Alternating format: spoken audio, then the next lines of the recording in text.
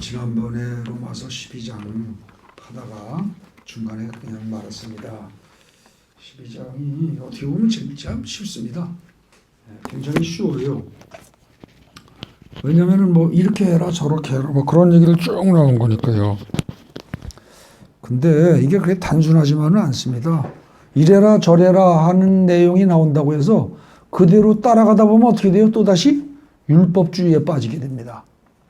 근데 여기서 아주 조심해야 될 게 로마서 12장부터 이렇게 살아라 저렇게 살아라 하는 내용이 나오는데 절대 율법주의에 빠지면은 절대로 안 됩니다. 그럼 이제까지 바울이 얘기한 게 몽땅 헛게 되는 거예요. 그거를 잘 기억하셔야 됩니다. 그거 빠질 바에는 12장 이하를 안 읽는 게 차라리 낫습니다. 네. 그럴 정도로 여기 정신 차리고 잘 보셔야 됩니다. 자, 일단 지난 11장까지 내용을 요약해 보겠습니다. 아주 간단하게. 그걸 11장까지를 아주 간단하게 요약을 하면 어떻게 되느냐. 로마서 11장까지는 인간의 구원에 관해서 이론적으로 고찰한 겁니다.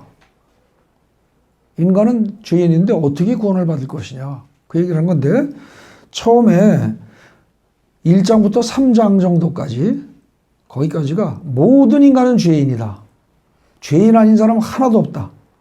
그래서 죄인이기 때문에 천국에 간다 못 간다? 절대 못 간다는 겁니다. 한 명도 못 간다는 거예요. 그래서 하나님이 새로운 길을 열어놓으셨어요. 그게 뭐예요? 믿음으로만이 의인이 될 수 있다. 믿음으로만이. 그래서 뭘 믿느냐? 그냥 여러분들이 그리스도와 함께 죽고 함께 살아났음을 믿으라는 겁니다. 그게 4장부터 6장까지예요. 여러분들이 그리스도와 함께 죽었어요. 그래서 그 전에 가지고 있던 뭐 못된 성격이라든지 병약한 몸이라든지 그 밖에 뭐 모든 것들 안 좋은 거 몽땅 다 죽어버렸다는 거예요. 없어요 이제. 다 끝났다는 거예요. 그리고 예수 그리스도와 함께 부활했대요. 근데 그게 눈에 보여요 안 보여요? 안 보여요. 그러니까 얼른 믿어져요 안 믿어져요? 안 믿어져요. 그런데 그걸 믿으라는 겁니다. 하나님이 여러분들한테 거짓말하는 분 아니라는 거예요. 그걸 그냥 믿으라는 거예요. 그걸 믿는 것만이 여러분들의 영혼이 살아나고 여러분들의 모든 문제가 해결되고 여러분들이 영생을 얻는 비결이라는 겁니다. 그걸 믿어라 이겁니다. 그게 4장부터 6장까지예요. 아담 한 사람 때문에 죄가 들어온 것처럼 예수 그리스도 한 사람 때문에 몽땅 의인이 되는 길이 열렸다. 믿어라. 그 얘기예요. 그 다음에 7장, 8장이 뭐냐면요. 아무리 믿으려고 해도 내가 내 거를 다시 보니까 어때요? 옛날하고 똑같아요. 그죠? 하는 짓이. 누가 조금만 성질을 긁어대면은 그냥 확 화가 나고 남이 조금만 뭐라 그러면 그냥 남이 나를 살짝 칼키면 나는 10배로 공격을 하고 패줘야 직성이 풀리고 뭐 살아가는 모습이 하나도 변함이 없다 이겁니다. 그러니까 이게 내가 무슨 뭐 구원받은 거냐, 내가 뭐 죽었다가 살아난 거냐, 이런 생각이 들잖아요. 근데 걱정하지 말라는 겁니다. 그건 여러분들이 아직 성화의 과정에 있는 것이고, 성화되지 않은 건데, 그 성화된, 성스럽게 변화되는 과정을 성령이 다 주관한다는 거예요, 성령이. 그게 7장, 8장의 얘기입니다. 성령이 알아서 다 주관하신대요. 그러니까 어떻게 돼요? 성령이 너를 인도하신다는 사실을 그냥 믿어라 이겁니다. 쉽게 얘기해서 여러분들 전에도 제가 그런 예를 들었죠. 부산 가는 기차를 탄다. 만약에 그랬을 때 서울역까지 죽어라고 달려가서 시간이 늦지 않게 그 기차가 출발하기 전에 올라만 타면 어떻게 돼요? 그 다음에는 올라타기만 하면 휴 그러고서 마음 푹 놓고 온몸에 힘 빼도 알아서 굴러가잖아요. 근데 그 차 탔다고 부산에 도착했어요? 아니에요. 시간이 걸려요. 그죠? 근데 그냥 기차에 몸을 맡기면 기차가 알아서 나를 인도해서 간단 말입니다. 여러분들 부산 가는 기차를 탔더니 부산에 갈 것이다라는 사실을 태연하게 믿는 것처럼 성령이 여러분들을 다 인도하셔서 성스럽게 변화시켜 나갈 것임을 태연히 믿으라는 겁니다. 걱정하지 마시고. 그게 7, 8장이에요. 그런 다음에 이제 마지막에 네 번째로 9장, 10장, 11장에서 유대인의 구원 문제를 이야기를 하는데 사실 이거는 이방인만 구원하는 게 아니라 유대인도 구원한다는 얘기를 하지만 거기 전체적인 내용을 잘 읽어보면 이 구원의 모든 과정은 어떻게 됐다? 하나님이 절묘하게 계획하신 거라는 겁니다. 그리고 하나님은 절대로 벌을 많이 준다든지 벌을 먼저 준다든지 그런 분이 아니라 끊임없이 참고 오래 참고 그러면서 기다리시고 그러면서 다 구원할 때까지 끝까지 참고 기다리시는 분이라는 거예요. 그래서 하나님의 자비하심과 하나님의 사랑이 그리고 하나님의 절묘한 계획이 그게 결국은 다 이루어져 가지고 모두 다 구원받을 것이다. 이방인이고 유대인이고 할 거 없이. 그게 이제 9장, 10장, 11장의 얘기입니다. 그러니까는 거기 보십시오. 제가 요약한 거 네 번째 줄입니다. 하나님의 자비하심과 깊은 뜻에 따라서 이방인과 유대인 모두 구원하실 것임을 믿어라. 그러니까 결국 그 이전 내용 요약은요. 네 가지를 믿어라예요. 첫째 뭐다? 너는 잘났고 너는 깨끗하고 너는 훌륭하다고는 착각 버리고 네가 죄인임을 확실히 알고 확실히 믿어라. 그죠? 너는 죄인이다. 그래서 구원받지 못한다. 그럼에도 불구하고 두 번째 그리스도와 함께 죽고 살아남으로써 구원의 길이 열렸다는 걸 믿어라. 그 다음에 세 번째 그런데 아직까지 내 삶의 모습이 엉망진창인 것 때문에 걱정하지 말고 성령이 반드시 너를 인도하실 걸 믿어라. 아시겠습니까? 그걸 믿고 그 다음에 어떻게 돼요? 결국에 가서는 하나님은 모든 사람을 이방인, 유대인 구별하지 않고 다 건지실 것임을 분명히 믿어라. 이거예요. 그러니까 결국 11장까지를 다 요약하면 뭐예요? 죄인이 뭘로 산다? 믿음을 가짐으로써 살게 될 것이다. 그 얘기입니다. 그죠? 그러니까 의인이 믿음으로 말미암아 살리라 그랬는데 정확히 얘기하면 죄인이 믿음을 가지면 살리랍니다. 아시겠습니까? 그럼 믿음을 안 가지면 천하 없는 사람도 끝장이다. 그 소리예요. 뒤집어 얘기하면 자기가 노력해서 의인이 되려고 해서는 절대로 구원받지 못한다. 그 얘기란 말입니다. 이게 로마서 11장까지의 요약입니다. 그리고 이게 성경이 전체가 말하는 겁니다. 사실은. 신구약 전체가 말하는 게 이거예요. 나중에 이제 여러분들이 로마서 다 끝난 다음에 로마서 이후에 나온 고린도 전서, 후서, 갈라디아서, 에베소서 등등해서 쭉 나중에 읽어보십시오. 결국 이 로마서에서 얘기한 내용들을 어느 부분을 강조해서 얘기한 게 뭐고 또 에베소서 같은 경우에는 이를테면 뭐예요? 교회란 어떤 것인가? 로마서 12장을 집중적으로 풀어놓은 게 에베소서입니다. 그 다음에 갈라디아서는 뭐예요? 로마서 전체를 훨씬 더 압축시켜 놓은 겁니다. 아주 짧게. 뭐 이런 식으로요. 다 로마서를 기준으로 해가지고 부분을 강조하고 그것들이 다 섞이고 그러면서 나머지 서신서가 다 나옵니다. 그러니까 이 로마서만 다 알면 끝나는 거예요. 사실은. 그러니까 여러분들 정신 바짝 차리고 따라오셔야 됩니다. 자, 그래서 1장부터 11장까지 내용은 뭐다? 우리는 몽땅 다 죄인이다. 그런데 구원의 길이 열렸다. 그 구원의 길을 그대로 믿고 나아가면 성령이 인도하신다. 그리고 결국은 하나님의 원대하신 계획과 뜻에 따라서 모두 다 구원을 받게 될 것이다. 그러므로 우리는 어떻게 할 것이냐 하고 나오는 게 그 다음에 12장 1절입니다. 12장 1절이 맨 첫 단어가 뭐예요? 그러므로잖아요. 거기서 말하는 그러므로가 그거예요. 자, 그러니까 여러분들이 노력해야 돼요? 안 해야 돼요? 할 필요 없어요. 여러분들 노력해도 되지 않아요. 제가 이렇게 얘기하면 아니요. 그게 말이 됩니까? 교회 다니는 사람들이 바르게 살려고 노력해야 되는 거 아니에요. 그런데 여러분들 노력해봐야 못합니다. 여러분들 노력해봐야 되지 않아요. 노력하면 100% 실패하게 되어 있습니다. 그럼 어떻게 해요? 성령이 나를 이끌어 가실 걸 믿고 그 대신 우리가 해야 할 건 뭡니까?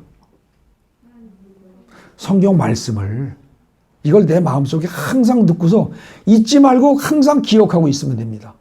아시겠어요? 이걸 항상 기억하고 있으라는 거예요. 그것만 여러분들이 하십시오. 그러면 그 다음은 성령이 알아서 하신다는 거예요. 그 말을 비유적으로 얘기했던 게 뭡니까? 마가복음 4장이었습니다. 씨 뿌리는 비유. 예? 씨가 땅에 떨어져서 그 말씀이라는 하나님의 말씀이라는 씨앗이 땅에 떨어져서 땅을 벗어나지 않고 그 속에 잘 흙이 덮고만 있으면 그럼 어떻게 돼요? 흙이 발버둥치고 노력하지 않아도 하나님이 알아서 싹이 나고 뿌리가 내리고 다 하게 만드신다는 거예요. 그래서 그게 크게 자라서 나중에 뭐예요? 큰 나무가 돼가지고 많은 새들이 와서 깃들일 정도로. 그러니까 말씀의 씨앗을 마음속에 잘 지키고만 있으면, 보존하고만 있으면 성령이 알아서, 그리고 말씀 자체가 알아서 역사를 해서 하나님 나라를 이룬다는 겁니다. 그래서 복음이에요. 여러분들 노력하라는 게 아니에요. 노력하면 복음 아니에요. 힘들어서 하겠어요. 근데 그것만 넣고 있으래요, 그냥.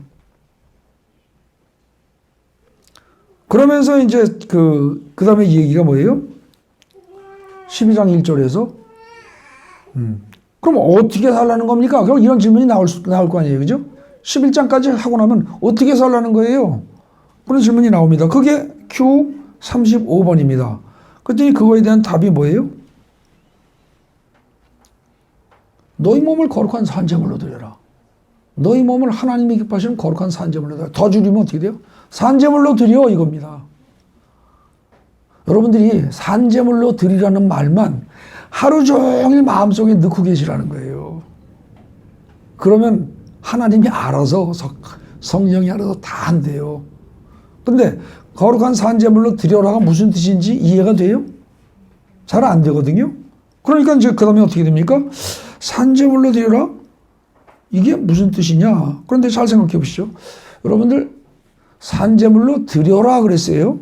근데 원래는 산제물로 너희 몸을 드리라고 그러면 결국 뭐예요? 너희 몸이 거룩한 산제물이 되어라예요. 그죠? 근데 원래 유대인들은 제사 지낼 때 어떡합니까? 제물을 끌고 오죠. 산채로 끌고 와요. 와서 그걸 잡아서 죽여서 제사장에게 가져갑니다. 근데 그 잡아서 죽일 때 누가 죽여요? 본인이 죽이는 거예요. 그러니까 본인의 손에 피가 튀고 잔혹한 꼴을 봐야 돼요. 잔인한 경험을 해야 돼요. 본인이 괴롭고 한 걸 갖다가. 근데 그렇게 해서 제물을 드리는데 지금 여기서 너희 몸을 거룩한 산제물로 드리래요. 그러면 산제물이라는 게 논리적으로 모순이죠. 그죠? 제물은 죽은 건데 죽어서 어떻게 됩니까? 내장 다 끄집어내고 뱃속에 똥 같은 거 물론 당연히 다 갖다 버리고 속에 벨 다 끄집어내는 거예요. 벨도 없는 상태가 되는 거예요. 죽은 거예요. 죽으니까 생각이 있어요? 없어요? 없어요. 남이 나를 칭찬해도 좋지도 않고 남이 나를 비난하고 욕을 해도 아무렇지도 않고 그 상태를 유지하려는 거예요. 거룩한 산제물이더란 얘기는. 남의 말에 흔들릴 거 없어요. 내 생각을 다 버리래요. 전부 다. 그게 거룩한 산제물이 된다는 뜻이에요. 그럼 내 생각 다 버리고 육신을 죽이란 얘기예요?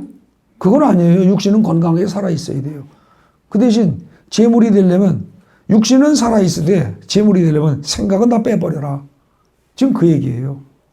아, 이거 알 듯 말 듯하죠. 그죠? 그래서 거룩한 산제물이라는 게 무슨 뜻입니까? 그러고 또 물어봐요. 그게 Q36번입니다. 그럼 어떻게 해야 거룩한 산제물이 되는 겁니까? 그거 물어보니까 그거에 대한 대답이 2절이에요. 1절에 대한 대답이 2절이라는 겁니다. 이거 관계를 잘 하셔야 돼요. 2절에서 뭐라고 그래요? 첫째가 이 세대 본받지 마라. 그리고 오직 마음을 새롭게 함으로 변화를 받아라. 이게 거룩한 산제물이 되는 거래요. 이 세대를 본받아서 그냥 유행 따라서 남이 가진 옷에, 남이 가진 핸드백에, 남이 가진 자동차에, 남이 가진 뭐에 다 이거 따라가는 사람들. 이 사람들은요, 하나님의 나라와 거리 먼 사람들이에요. 천국에 가기 힘든 사람들이에요. 그거 끊어버리라는 거예요.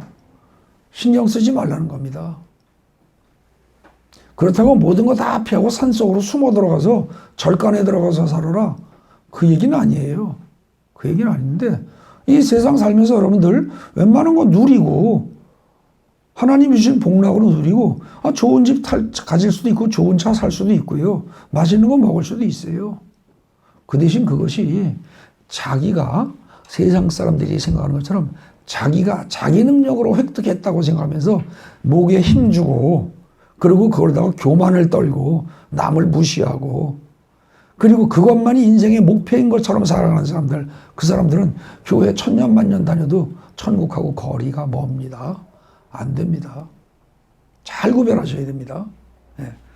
그런 거 잘 먹고 잘 사는 거 누리지 말라는 얘기 아니라니까요. 누릴 수 있어요. 근데 그것만이 목표인 사람들, 그 사람들은 참 불쌍한 사람들입니다. 예. 그래서 어떻게 하냐. 이 세대를 본받지 말고 마음을 새롭게 하래요. 이 말은 뭐예요? 너희 마음 속에는 이미 이 세상의 것들이 다 들어와 있다는 뜻입니다. 그죠? 너희 마음 속에는 이 세상의 가치로운 것들이 다 이미 들어와 있는데 그거 다 빼내버리고 세상적인 생각 다 빼내버리고 육신적인 생각 다 빼내버리고 마음을 새롭게 해라. 그래서 너희 마음이 변화되어야 한다. 그 얘기예요. 근데 도대체 변화된다는 게 뭐냐? 그걸 다시 설명한 게 2절의 후반절이에요. 하나님이 기뻐하시는 뭘로 해? 어떻게 해라? 하나님의 선하시고 첫째, 둘째 기뻐하시고 셋째 온전하신 뜻이 무엇인지를 분별해라. 여러분들 잘 기억해야 됩니다. 온전하신 뜻까지 해서 세 가지를 실천해라. 절대 안 그랬어요. 그죠? 그냥 분별하래요. 구별해서 알기만 하면 돼요. 근데 여기서 사람들은 이 세 가지를 분별할 생각을 안 합니다. 그냥 같은 말이겠지 그러고 그냥 넘어갑니다. 아닙니다. 여기서부터 칼같이 분별해야 됩니다. 하나님의 선하신 뜻도 구별해야 되고요. 기뻐하시는 뜻도 구별해야 되고요. 온전하신 뜻도 구별해야 됩니다. 분별해야 됩니다. 왜 이렇게 바울이 세 가지 표현을 달리 썼는가? 칼같이 구별해야 됩니다. 여기서 실패하기 시작하면 어떻게 돼요? 말 뜻을 못 알아들어요. 그럼 결국 어떻게 됩니까? 거룩한 산재물로 드리는 일에 실패합니다. 자기 생각이 들어가니까. 여러분들 재물은 죽어진 다음에 제단에 올려지면 불로 태워집니다. 근데 그때 제단에 올라간 재물이 다시 살아서 지가 알아서 기어내려와. 그리고 지가 야 배를 갈려는데 왜 요만큼 가려고 말았어? 왜 각도가 삐뚤어졌어? 이러고 잔소리해요. 그러면 그게 재물이 됩니까? 안 됩니까? 안 돼요. 재물은 죽어버린 거예요. 여러분들의 생각이 완전히 죽어나가야 돼요. 그럼 여러분들의 생각의 자리에 누가 들어와요? 성령이 들어오시는 거예요. 성령이. 예수 그리스도가 들어온단 말입니다. 그래서 성령이 여러분들의 몸을 다 주관을 하세요. 그래서 여러분들이 교회에 이렇게 모인 여러분들이 누구는 엄지손가락에 첫 마디 와갖고 누구는 둘째 마디 와갖고 누구는 셋째 마디 와갖고 누구는 검지에 첫 마디 둘째 마디 셋째 마디 참 정확히 얘기하면 첫째 둘째 셋째는 여기서부터 집니다 원래는. 네, 그거와 같아서 다 각각이 달라가지고 여러분들이 다 합쳐져서 교회라는 전체 몸에 손이 되고 발이 되고 배가 되고 가슴이 되고 그죠? 머리가 온 게 다 된단 말입니다. 단 머리는 누구예요? 머리는 예수 그리스도입니다. 근데 물론 머리에 붙어있는 눈과 코와 입과 귀는 여러분이나 저일 수 있습니다. 그러나 생각하는 머리는 누구예요? 예수란 말입니다. 생각하는 머리는. 그러니까 생각은 예수 그리스도께 생각하는 기능은 예수 그리스도께 다 맡겨버리고 우리 인간들이 몸에 지체인 인간들이 잔머리 굴리고 지가 생각하고 계획 짜고 하지 말라는 거예요.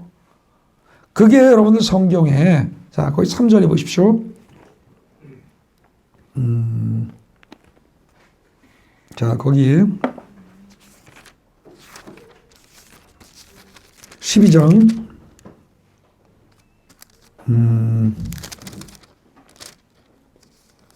12장 3절에 선하시고 기뻐하시고 온전하신 뜻이 무엇인지 분별하도록 하라 그랬죠. 그 다음에 3절에 보세요.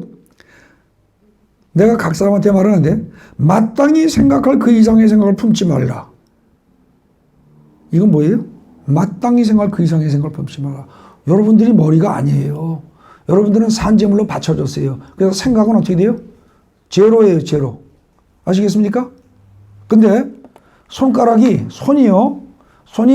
뭐 꼭 생각하고 지가 노력하고 이렇게 하겠다고 의지를 가지고 움직여서 손이 이게 됩니까? 아니거든요.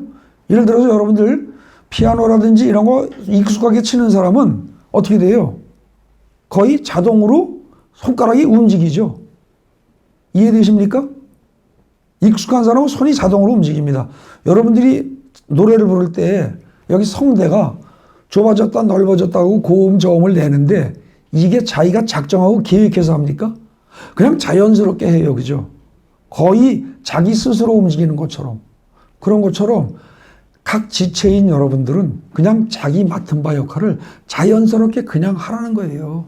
그럼 전체적인 걸 총괄하고 주관하고 통제하는 분은 누구다? 머리이신 예수 그리스도다. 생각은 예수 그리스도께 맡겨라. 그리고 너희는 각자 맡은 바 역할만 다 해라. 이게 성경이 말하는 겁니다. 그렇게 해서 너희가 한 교회를, 온전한 교회를 이루게 되면 교회의 머리는 예수요, 교회의 구성원들, 성도들은 예수를 머리로 하는 몸뚱아리의 각 지체들이다. 아시겠습니까? 그래서 만약에 오른손, 왼손이 두 개가 있다 그러면 똑같은 손이 두 개인데 손을 씻을 때 이 손이 이 손을 비비고 씻어주고 이 손은 또 이렇게 씻잖아요. 그죠? 이 손이 이 손을 씻을 때 씻어줬다고 얘가 야, 내가 너한테 은혜 베풀었어. 나한테 보답해. 이 소리 해요? 안 하죠. 만약에 얘가 그러면 이 손은 미친 손이에요. 그죠? 도와주는 게 당연하고 씻어주는 게 당연해요. 그럼 얘는 또 어떻게 돼요? 이쪽을 갖다가 갚으려고 씻어요? 갚으려고 씻는 거 아니에요. 그냥 씻는 거예요. 그죠? 마땅히 할 일 하는 거예요. 그게요, 나중에 다음에 이제 나오는 사랑의 빚 이외에는 지지 말아라 그겁니다. 여러분들 물질적인 빚은요, 지면은 반드시 갚아야 돼요. 그죠? 맞습니까? 물질 빚을 진 거는 갚아야 돼요. 내가 누구한테 돈을 빌렸어요. 그럼 갚아야 되잖아요. 똑같이 갚으면 돼요? 아니요. 이자까지 줘서 갚아야 돼요. 물질의 빚은요, 반드시 이자까지 줘서 갚는 게 정상입니다. 근데 사랑의 빚이란 건 어떻게 돼요? 성경 말씀대로 하면 갚는 법이 없어요. 갚을 걸 전제로 했다면 사랑의 빚이 아니에요. 아시겠어요? 그냥 무조건적으로 주는 거예요. 이유 없어요. 안 갚아도 끝이에요.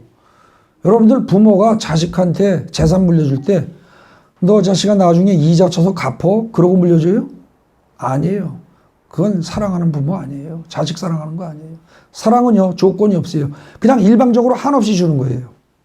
물질의 빚은요, 주면 받고, 받으면 주고, 양쪽으로 왔다 갔다 하는 게 물질 관계예요. 근데 진짜 사랑의 관계는요, 일방적으로 가는 거예요. 일방적으로. 야, 얘가 어떻게 하든지 상관없어요. 얘가 일로 주든 절로 주든 안 주든 상관없어요. 계속 주는 거예요. 이게 사랑이에요. 또 이 사람이 어떤 사람을 사랑한다. 얘가 어떻게 행동하든 관계없어요. 그냥 한없이 그냥 주는 거예요. 한없이. 그게 사랑이에요. 그러니까 사랑의 빚은 질 수 있어요. 그런데 물질 관계의 빚은 반드시 갚아야 되는 거예요. 뭐 그건 저희 나중에 나오는 얘기가 천천히 하고, 일단 거룩한 산제물을 드리라는 것은 자기 자신의 생각을 죽여버리고 몸뚱아리만 그냥 제공하되 그 몸뚱아리가 내가 교회라는 이 조직에서 무엇의 역할인가를 따져보시란 말입니다. 그럼 저 같은 경우는 분명히 저는 역할이 뭐예요? 입이에요. 입. 말하는 거예요. 하나님의 말씀을 예수라는 예수의 생각에 예수를 머리로 하는, 그러니까 머리가 생각하는, 즉 예수가 생각하는 그 내용을 입을 통해서 얘기를 하는데 저를 쓰시는 거예요. 나는 입의 역할을 하는 거예요. 그러니까 내가 말을 할 때 내가 생각하는 말을 하면 돼요, 안 돼요? 안 돼요. 그거는 반역이에요. 아시겠어요? 성경이 말하고자 하고 하나님이 이 시간에 말씀하시고자 하는 내용만을 얘기해야지 내가 다른 얘기예요. 내가 이것저것 갖다 끌어대고 뭐 이 얘기 저 얘기하고 농담 따먹게 하고 내 자랑하고 내 학벌 자랑하고 내가 신학 박사임을 자랑하고 이 식으로 은근히 이 식으로 나간다. 그건 큰 죄예요. 입이 입으로서의 역할을 안 하고 딴짓하는 거니까. 그죠?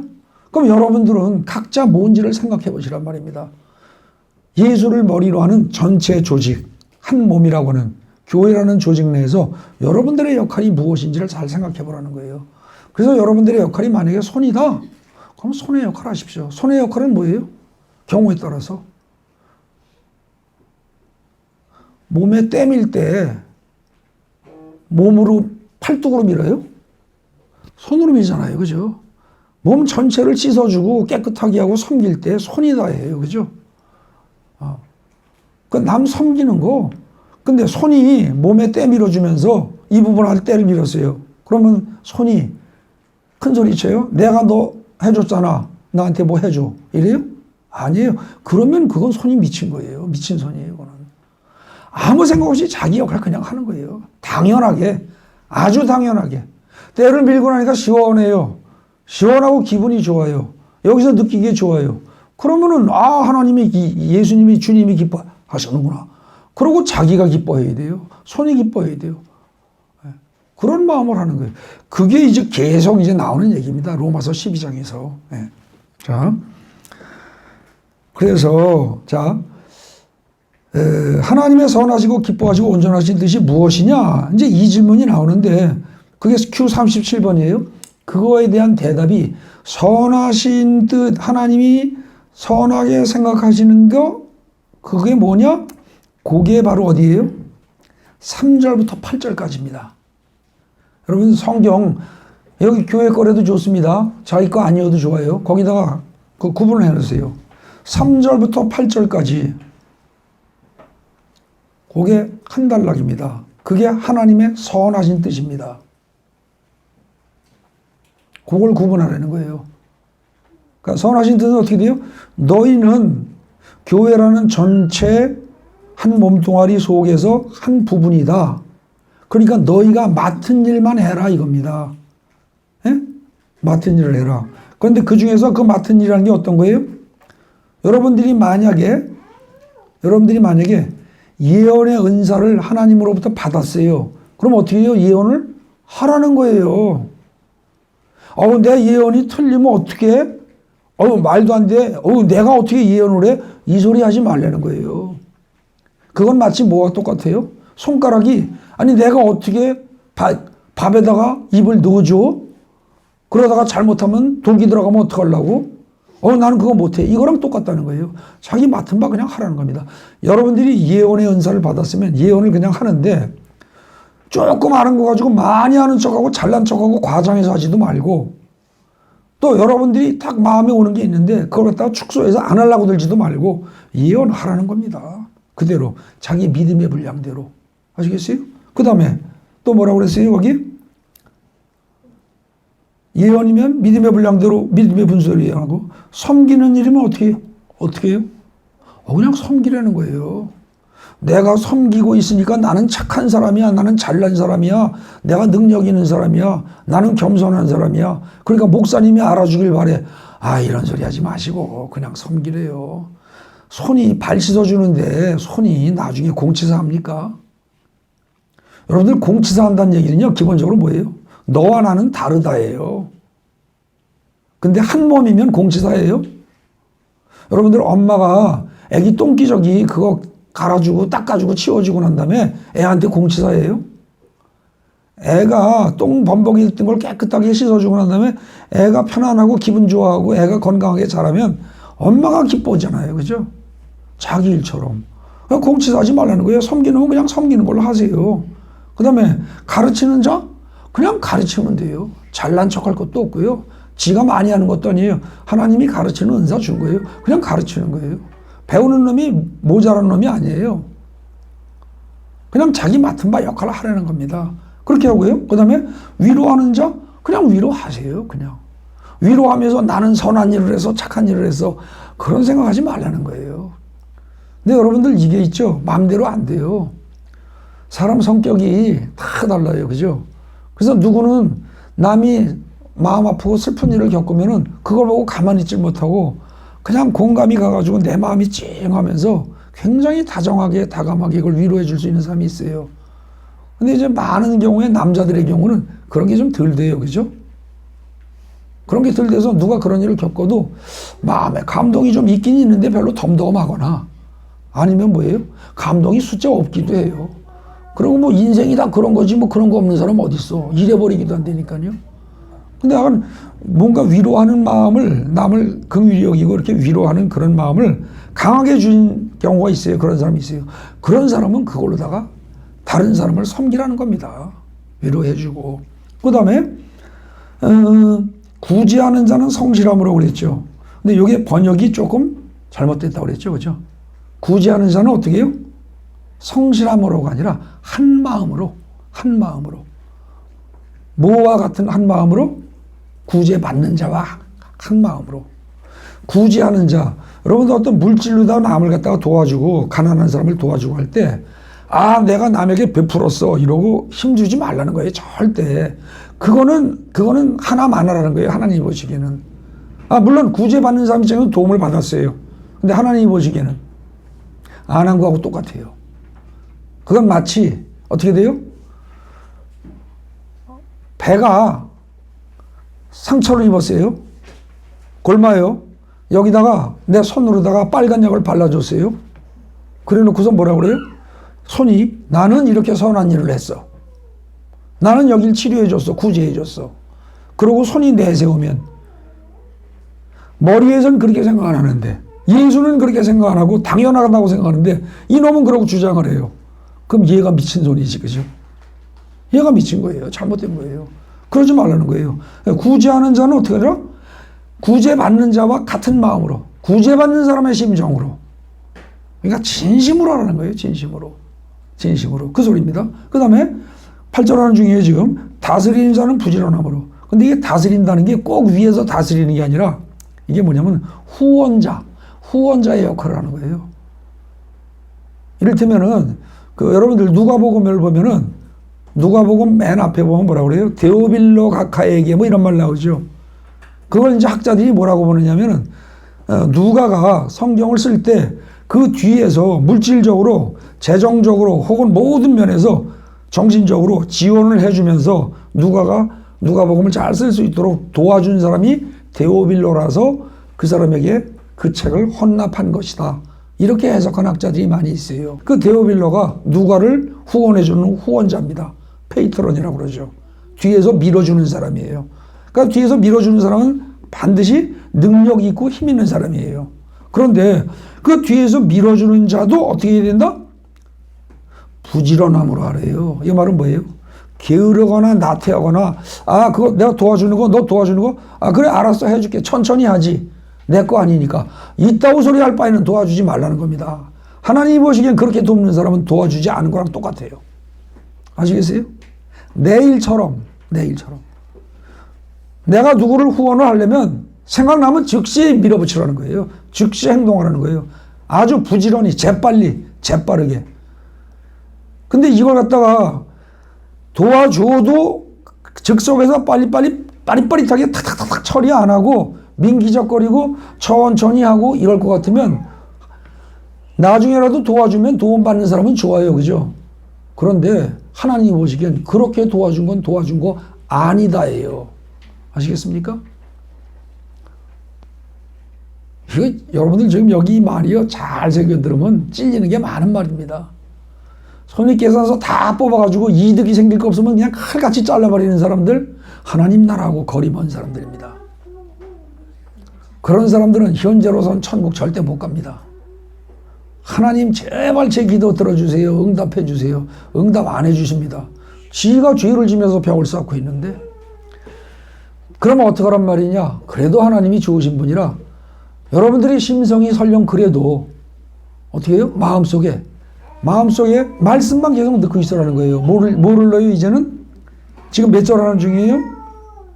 7절 8절 하는 중이죠. 그럼 여기서 이 말이 나오게 된 건 뭐예요? 아까 3절부터 8절까지가 뭐라고 그랬어요? 하나님의 선하신 뜻이 무엇인지 분별하라고 그랬죠. 그거죠. 하나님의 선하신 뜻을 분별해서 내가 생각하는 것이 아니라 생각은 하나님이 하시고 성령이 하시고 나는 그것을 그대로 따라서 지키는데 내가 모든 일을 다 하는 게 아니라 나는 섬기는 일만 하든지 나는 위로하는 일만 하든지 뭔가 하나는 내가 할 게 있을 줄로 압니다. 그러니까 그게 무엇인지를 내가 알아서 나는 그것만 잘하길 원합니다. 이 생각만 그냥 가지고 있으라는 겁니다. 계속. 그것만 계속 가지고 있으면은요. 그러면은 그 다음에는 그렇게 할 수 있는 힘은 성령이 주시고 성령이 끌어간다는 거예요. 네. 그리고 이제 8절 끝부분입니다. 긍휼을 베푸는 자는 즐거움을 할 것이다. 남을 불쌍히 여기고 긍휼이고 도와주고 긍휼을 베푸는데 그걸 갖다가 목에 힘주고 누구 좀 봐주는 사람 없나? 알아주는 사람 없나? 이런 생각을 가지고 하는 게 아니고 은근히 이걸 기대하는 게 아니고 그냥 그대로 하라는 거예요. 기쁘고 즐거운 마음으로. 여러분들 더러운 거, 똥 묻은 거, 손에서 냄새나고 뭐 묻었을 때 서로 씻어주고 비벼주고 이렇게 하면서 씻어 깨끗하게 되고 나면 어때요? 상쾌하고 기분 좋잖아요. 기쁘잖아요. 그런 심정으로 교회 내에서 서로 돕고, 그러면서 서로 지가 잘났다. 내가 머리 꼭대기에 가겠다. 이 생각 자체를 아예 버리라는 겁니다. 그 말이 뭐예요? 그 말이 어디 나와요? 3절. 뭐라고? 마땅히 생각할 그 이상의 생각을 품지 말라는 거예요. 내가 머리가 되겠어. 내가 모든 거 다 해야 돼. 그래서 우리 교회는요, 성가대, 찬양단 뭐 등등 그런 게 없어서 그냥 괜찮은데, 이게 성가대, 찬양단 이런 거면요, 지가 꼭 솔로를 해야만 직성이 풀리고, 지가 꼭 최고의 자리를 차지해야만 직성이 풀리는 사람들이 있어요. 성가대 쓰는 자리에 마이크가 가운데 탁 들어오는데 꼭 지가 그 자리에 서야지, 지가 그 자리에 안 서고 딴 사람이 쓰는 건 꼴을 못 보는 인간들이 있다고요. 그 사람들 교회에서 천년만년 봉사해도요, 천국하고 거리 먼 사람들입니다. 그냥 자기 내가 맡겨주신 거, 나에게 주신 달란트대로 내가 할 수 있는 거 그냥 성실하게 할 뿐이에요. 발이 하루 종일 걷기만 한다고 나는 맛있는 거 한번 만져보지도 못해. 그리고 발이 음식에 손을 대려고 들면 돼요? 안 돼요. 발은 그냥 그것만 하는데도 불구하고 어떻게 돼요? 음식 먹은 게 다 영양가가 다 골고루 가서 온몸이 건강하게 살도록 되고, 그런 거에 발이 자기 역할을 하는 거예요. 그래서 지금 거기 3절부터 해서요, 8절까지는 맨 처음 뭐예요? 하나님의 선하신 뜻이라는 건 하나님이 그렇게 만드셨다는 겁니다, 우리를. 하나님이 창세기 1장에 하나님이 해와 달과 별과 모든 걸 다 만드시고 보시기에 좋았더라 그랬죠. 근데 좋았다라는 단어가 토부인데, 선하다는 말이 토부입니다, 이게. 그러니까 하나님의 선하신 뜻을 분별하는 말은 하나님이 무엇을 좋아하시는가? 무엇을 보고 좋다고 하시는가? 하나님이 인간을 만들 때, 교회를 만들 때 애시당초 예수는 머리로 하고 우리는 다 교회의 각 지체로 작정하고 만드셨다는 거예요. 그게 하나님의 선하신 뜻이에요. 좋으신 뜻이에요. 그리고 그 뜻에 따라서 그대로 행동하는 게 그게 기뻐하시는 뜻입니다. 그 다음에 자, 그게 어디예요?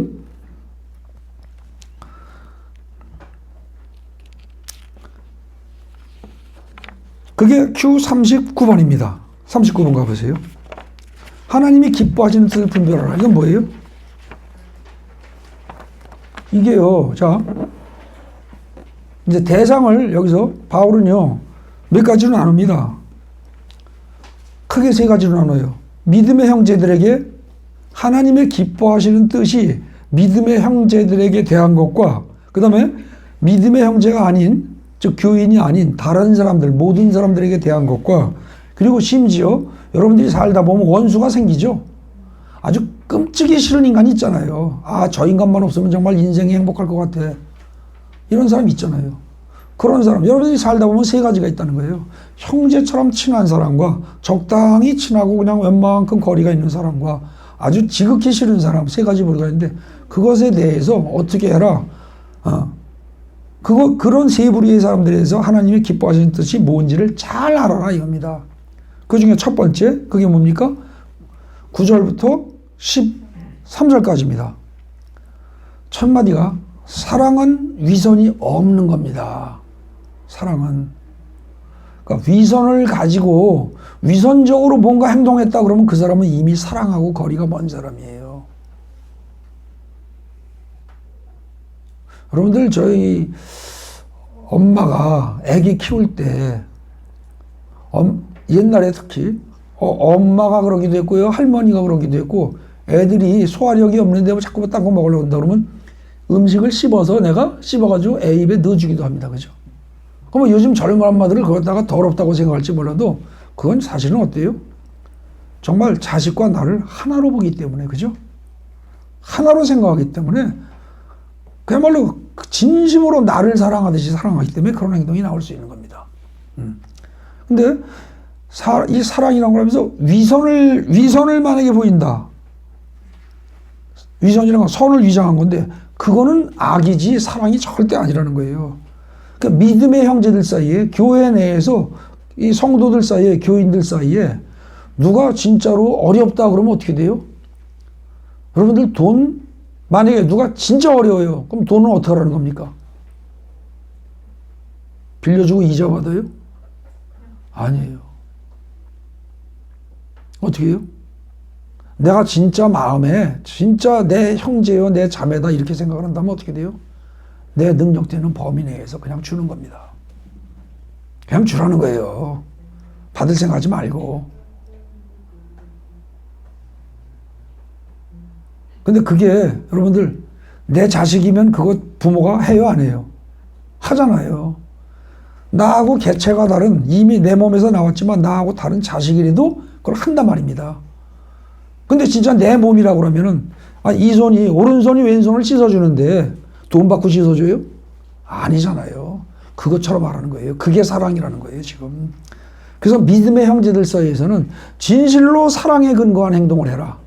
위선은 절대 사랑 아니다. 그리고 악을 미워하고 선에 속해라. 같은 얘기하는 중이에요. 진정으로 사랑하라 그 소리예요. 여러분들은 진정으로 사랑해야 합니다. 진정으로 사랑한다면 조건이 없습니다. 엄마가 애기 그거 똥 닦아주고 기저귀 채워주고 재워주고 먹여주고 씻겨주고 온갖 거 다 하면서 나는 힘들어 죽겠는데 그러면서 나중에 이놈 새끼한테 내가 나중에 덕을 얼마를 볼 거야 계산하고 그거 합니까? 아니잖아요. 그죠? 자식 입에 들어가는 거는 그냥 보기만 해도 즐거운 게 부모 심정이란 말입니다. 그게 정상이라는 거예요. 그게 사랑입니다. 계산하고 따지고 돌려받을 거 따지고 이거 뭐 계산하고 그런 사랑을 교회에서 한다. 안 하는 것보다는 낫습니다.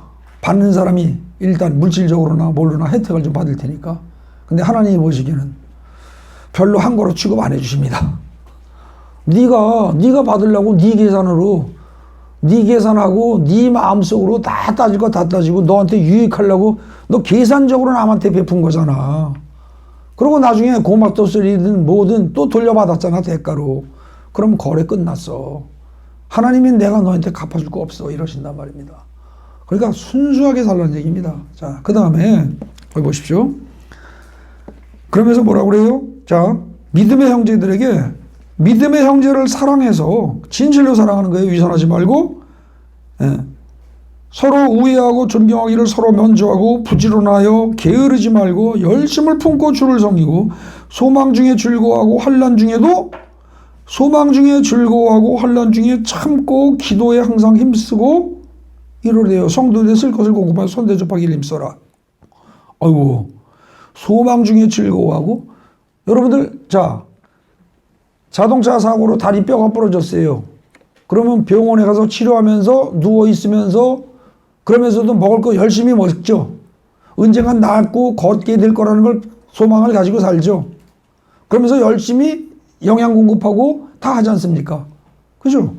그거랑 똑같아요. 한 몸이라고 하면은요, 거기 소망 중에 즐거워하고, 이제 나을 거야. 지금은 아프고 죽겠지만 나을 거야. 다리 부러진 거. 그 다음에 환난 중에도 참아. 아프긴 아픈데 그래도 참고 하나님 빨리 낫게 해주세요. 같이 기도하고. 그죠? 그 다음에 성도들의 쓸 것을 공급하고. 성도들이란 결국 뭐예요? 다른 사람들? 교회나 다른 지체들이에요. 그죠? 배가 고파서 눈이 침침하지 않도록, 배가 고파서 온몸에 기운이 빠지지 않도록 손은 열심히 먹을 거 공급하라는 거예요. 그래서 입에 넣어주면 그럼 이게 먹고 에너지가 돼서 온몸이 다시 살아날 테니까 다친 말도 회복이 될 테니까 자기 역할만 다 하라는 겁니다. 그게 마땅히 생각할 바 이상의 것을 생각하지 않고 자기 일을 하는 거예요. 자, 그렇게 해서 거기 보십시오. 결국은 무슨 얘기예요? 거기 뒤에 A39번에 한 너댓 줄 이러면 괄호한 거 있죠. 의무감을 가지고 노력하면서 행하는 사람은 위선입니다. 이게 지금 쉽게 풀어 쓴 거예요. 손이 입에게 먹을 것을 운반해 줄 때 게으르지도 않고 열심히 하면서도 즐겁게 운반해 주듯이 아주 자연스럽게 부지런히 즐거워하면서 여러분이 맡은 바 역할을 다 감당하는 것이 그게 진정한 사랑이고 그게 진정한 선입니다. 여러분들이 그렇게 할 때 하나님이 기뻐하신다는 거예요. 그렇게 할 때. 그리고 이런 사랑은 어떻게 해서 가능합니까, 이게? 딱 한 가지. 이런 사랑의 행동이 가능할 수 있는 건 딱 한 가지예요. 우리 모두가 여기 지금 앉아 계신 여러분들이 남남이 아니고 사실은 뭐예요? 그리스도 안에서 한 몸의 일부분이라는 거예요. 누구는 이쪽 손가락이고 누구는 저쪽 발가락이고 멀리 떨어져 있는 것처럼 보일 수는 있어요. 그러나 사실은 영적으로 다 묶여서 하나라는 겁니다. 한 지체라는 거예요, 결국은. 그거를 진정으로 깨닫게 되면 어떻게 돼요? 그러면은 남 돕고 이렇게 하는 거, 이게 그렇게 뭐 자랑할 것도 아니고 당연한 거고 이렇게 되는 거죠. 그래서 사실 저희 교회에서는 그동안에 초기부터 그랬습니다. 교회 건물 짓느라고 헌금 모아가지고 건축 헌금 모아서 건물 짓겠다는 걸 목표로 삼은 게 아니라 웬만하면 돈을 모으지 말고 모아놓으면 욕심 생긴다. 그러니까 모으지 말고 최대한 쓰는데 그래서 선교비도 쓰고 뭐도 쓰고 하는데 혹시라도 우리 내부에 가난한 사람이 있어서 혹시라도 가난에 시달려서 자살할 수도 있지 않습니까? 그런 일 간혹 생기거든요. 세상에 보면은. 혹시라도 그런 일이 생기면 안 된다. 그러니까 우리 교회 내에서도 힘들고 어려운 사람은 도와주자. 그래서 우리 교회 사정상 많이는 못하고 그런 집이 있을 때 제가 정확히 기억은 못하는데 300 정도, 한 300 정도까지는 그냥 보통대로 했습니다. 근데 맨 처음에 그걸 갖다가 누군가 한 사람에게 주려고 했더니 막 자존심이 상한다고 그러고 화를 내고 막 그래가지고 오해가 생겨서 그 다음에 참 눈치 보면서 조심조심 해가면서 살살 해가지고 한 사람 조금씩 도와주고 하는 걸 쭉 하다 보니까 나는 말 안 했는데 성도들 사이에서 소문이 쭉 나면서 우리 교회는 그렇다 하고 하다 보니까 나중에는 그 다음에 이제 몇 사람 그렇게 하고 보니까 그 다음부터는 그게 돼도 오해를 안 하더라고요. 자존심 상한다고. 그리고 또 딴 사람한테 누구 줄 사람한테 당신만 그런 거 아니다. 다른 사람도 다 우린 그렇게 해왔다. 다만 그 사람들의 체면을 생각하고 마음 상하지 않도록 하기 위해서 공개만 안 했을 뿐이다. 그러니까 잘 받아들여 주시더라고요. 그렇게 하면서 왔습니다. 근데 그거는 뭐예요? 자랑할 것도 아니고 그냥 발에 때가 있고 발에서 냄새가 나면 손이 발 씻어주는 거하고 똑같고요. 그죠? 그거랑 똑같은 거라는 거예요. 그런 식으로 하라는 겁니다. 교회는. 그런 식으로 살아가라는 거예요. 근데 그러려면 어떻게 돼요? 남남이 아니고 우리는 그리스도 안에서 예수를 머리로 하고 우리는 몸 전체를 이루는 지체들이다라는 사실만 우리는 하나다. 잘 기억하십시오. 우리는 하나다. 이것만 확실하게 기억을 하면 된다는 겁니다. 그 다음에 14절부터 18절까지는 모든 사람들에게 하는 얘기입니다. 하나님이 기뻐하시는 뜻을 분별해서 산다는 건 어떤 것이냐? 주위에 있는 모든 사람들 중에서 특히 여러분들을 박해하는 사람이 있거든요. 어떻게 해라? 그들을 축복하래요. 아니, 여러분들을 박해하는데 축복이 나옵니까? 안 나와요. 이거 나오면 비정상이죠. 여러분들을 박해하는 사람을 축복할 수 있어요? 그거 알 수 있는 사람은 없어요. 그렇기 때문에 노력해봐야 못한다는 얘기가 그겁니다. 그러니까 하나님, 성경에 보면 분명히 로마서 12장 14절에 너를 박해하는 자를 축복하라 라고 되어 있는데 제가 그 말씀은 기억하겠습니다. 나를 박해하는 자를 축복하도록 축복하라. 나를 박해하는 자를 오히려 축복해라. 축복하고 저주하지 말아라. 그 말만 기억하고 있으라는 겁니다. 그냥. 그 말만 기억하고 있으면요, 여러분들을 박해하는 사람이 나타났을 때 이상하게 미움이 덜해지게 하나님이 성령이 저절로 만드신다는 거예요. 그리고 나중엔 축복이 나오게 만드신다는 겁니다. 처음에는 그냥 치가 떨리고 눈물이 왈칵 쏟아지고 이를 악물고 이러는데 이상하게 너를 저주하는 자들을 축복해라. 그리고 저주하지 말아라. 이 말을 자꾸 마음속에 넣고 있으면은 변하게 된다는 겁니다. 즐거워하는 자들과 함께 즐거워하고 우는 자들과 함께 울어라. 서로 마음을 같이 하고 마음을 높은 데 두지 말고 도리어 낮은 데 처음에 스스로 지혜 있는 척하지 말아라. 잘난 척하지 말아라. 아무에게도 악을 악으로 갚지 말고 모든 사람 앞에서 선한 일을 도모해라. 할 수 있거든 모든 사람들과 더불어 화목해라. 자, 그 다음에 제가 괄호해 놨죠. 이게 여러분 노력해도 됩니까? 이거 노력하려고 애쓰는 순간 어떻게 돼요? 율법주의자로 빠져버립니다. 율법주의자는 덫에 걸리는 거예요. 그럼 못합니다. 그런데 로마서 8장에서 이미 뭐라고 그랬어요? 성령이 너희를 인도하실 거야. 너희가 나자빠져도 못한다고 죽겠어 그러고 주저앉아도 성령이 너희 손을 꼭 붙잡고 인도하시기 때문에 반드시 하게 돼 있어. 그 대신 너희가 할 일은 뭐다? 말씀을, 마가복음 4장에서 말하는 것처럼 말씀을 어떻게 돼? 마음속에 넣고만 있어. 어? 예를 들어서 어떤 말씀을, 너희를 박해하는 자를 축복하라. 축복하고 저주하지 말라. 그 말씀만, 여러분 주위에 누군가 꼴보기 싫은 인간이 그거 써가지고 그것 때문에 아주 미치겠다 그런 사람은 다른 말씀 다 빼놓고 그것만 기억하시라는 거예요. 내 주위에서 나를 갉아먹지 못해서 나를 그냥 속을 뒤집지 못해서 난리가 나는 인간이 있다. 그 인간 때문에 난 정말 저 인간만 없으면 내 인생 살만하겠다. 이런 생각이 들 때 다른 거 다 그만두고 로마서 12장 14절 여러분을 박해하는 자를 축복하십시오. 축복하고 저주하지 마십시오. 이 말만 그냥 마음속에 넣고 있으라는 겁니다. 그러면 나머지는 하나님이, 성령이 다 알아서 하신다는 거예요. 그래서 자, 여러분들을 박해하는 자를 축복해야 하는 이유가 뭐예요? 그들 역시 하나님의 형상대로 지음받은 하나님의 자녀입니다. 그리고 그들은 뭐예요? 아직 돌아오지 않은 탕자입니다. 누가복음에 비유에 의하면, 그죠? 여러분들은 돌아온 탕자고, 교회 다니는 사람은 돌아온 탕자 내지는 그 비유에 지는 큰아들이고, 그죠? 집 나간 적이 없는 큰아들이고, 그 다음에 여러분들을 박해하는 그 나쁜 사람들은, 교회도 안 다니면서 여러분들을 박해하는 나쁜 사람들은 어떤 사람이에요? 돌아오지 않은 탕자입니다. 그렇기 때문에 결국은 그들이 언젠가는 그리스도를 머리로 한 몸을 이루어야 할 지체들이라는 거예요. 그렇기 때문에 미워하면 안 된다는 겁니다. 그리고 그 사실을 기억하고 그들이 한 몸이 될 수 있도록 항상 기도로 간구하십시오. 그러면 나머지는 성령이 다 알아서 하십니다. 그래서 복음입니다. 내가 노력하지 않고 그냥 마음에 넣고만 있으면 성령이 하신대요. 그 다음에 용서하지 못할 원수들이 있습니다. 도저히 용서할 수 없는 인간들이 있어요. 도저히. 예? 그야말로 내 부모 형제를 죽이고 이를테면 여자일 경우에 나를 강간한 그런 강간범이 있다고 칩시다. 그게 용서가 되겠어요? 내 자식을 강간하고 막 다른 자식을 죽이고 그랬다면 용서가 되겠어요? 못하죠. 그거 할 수 있는 인간이 어디 있습니까? 물론 우리나라에 있긴 있었습니다. 그죠? 저 훌륭하신 분 누굽니까? 손양원 목사?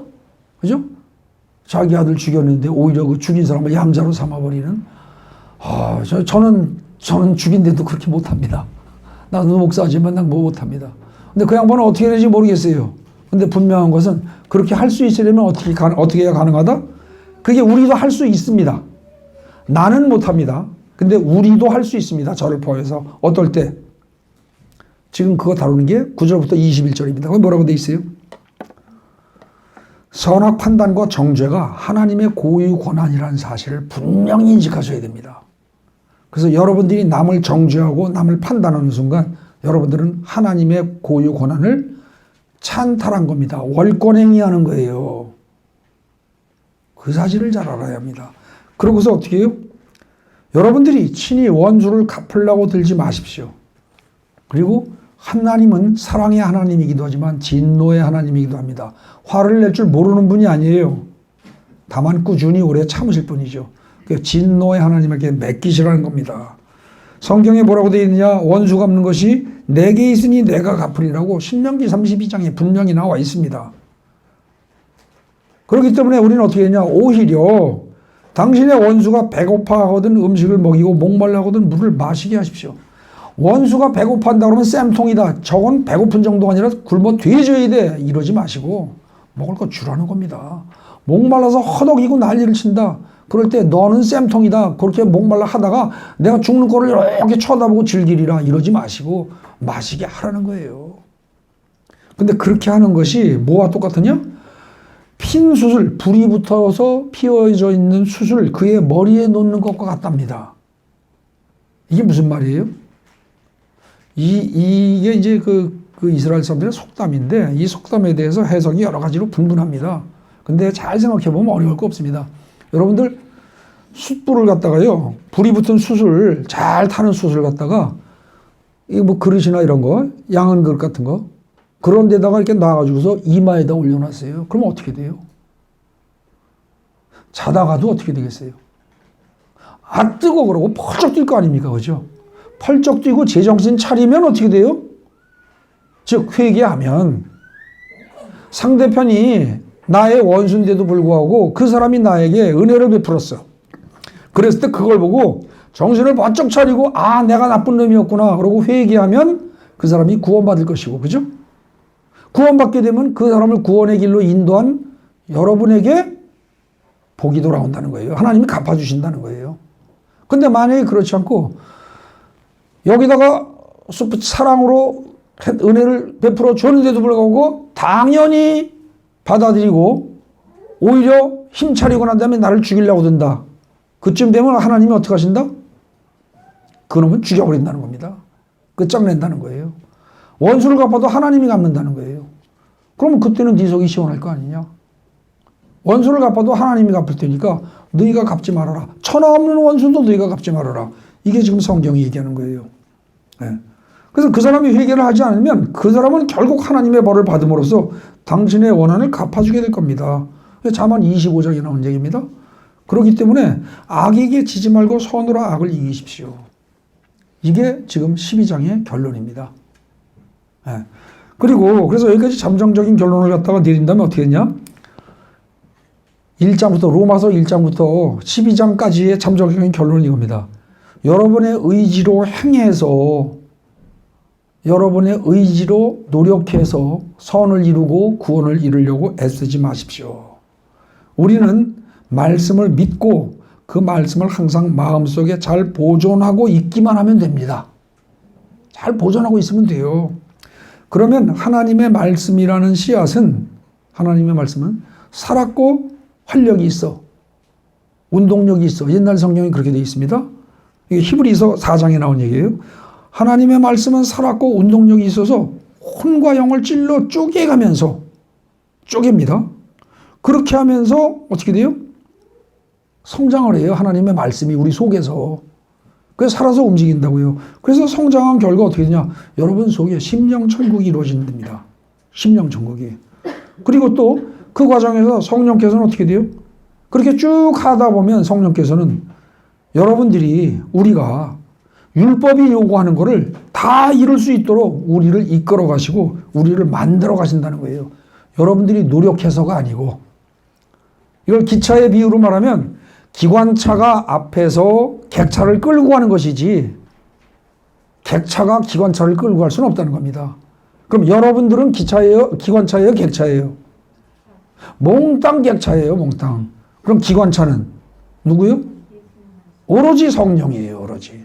아시겠습니까? 그러니까 성령이 기관차고 우리 각 지체들은 어떻게 돼요? 전부 객차예요. 기차로 비유하면. 그리고 성령이 예수가 머리고 몸으로 비유하면 여러분들은 몽땅 다 몸의 한 부분들이고, 근데 몸의 어느 부분이 잘났다고 자기가 잘났다고 주장하면서 머리 역할을 하려고 들 때는 그 몸은 병든 거고 미친 거죠. 그죠? 이상해진 거죠. 그러지 말라는 겁니다. 그래서 결국 지금 마지막에 요약한 대로 성령께서는 우리가 율법의 요구를 모두 다 이룰 수 있도록 우리를 이끌고 우리를 만들어 가십니다. 이걸 그냥 믿고 기다리십시오. 믿고 말씀을 항상 마음속에 넣고 기다리면 성령이 알아서 한대요. 얼마나 편해요. 그리고 저는 그렇게 저도 사실은 이게요, 이렇게 믿고 맡기고 그냥 말씀만 여기 속에 넣고 있으려고 그러니까 저도 불안했습니다, 솔직히.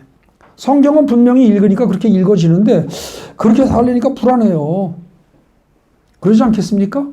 제가 교회 개척을 하고 우리 형님하고 둘이서 그냥 기도만 하고 앉아있고 말씀만 가지고 마음속에 넣고 있는데 찾아오는 사람도 하나도 없고 맨 처음에 둘이 앉아서 그냥 기도하고 있는데 불안해요. 이게 언제 교회로 형성이 모양이 될 것인가.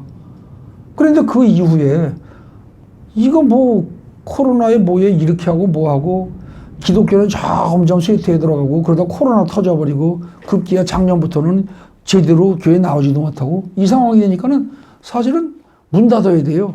그래서 지금 교회 계통에 통계 내는 기관에서 통계 내본 결과 코로나 기간 동안에 교회가 17%인가 18%가 문을 닫았어요. 5분의 1 가까이가. 아마 그런 교회들이 되게 조그만 교회들이겠죠. 큰 데는 아무리 줄어도 그래도 생명은 유지하고 있을 거라고요. 근데 우리 교회는 전도하러 나간 적도 없고 전도하라고 강조하지도 않았고 전도자 하나 만든 적도 없고 그런데 나날이 야금야금 오히려 늘어서 코로나 기간 동안도 야금야금 늘어서 여기까지 왔단 말입니다. 그냥 말씀을 믿음으로 교회의 머리는 예수님이다. 우리는 지체다. 목사는 입일 뿐이다. 성도들 중에서 예언하는 사람도 나올 수 있고 성도들 중에서 능력 행하는 사람도 나올 수 있다. 혹시 나오면 그걸 갖다 가로막아서는 안 된다. 왜? 나는 말씀만 전하는 사람이지 내가 모든 능력을 내가 행해야 되고 모든 예언도 내가 해야 되고 그건 아니다.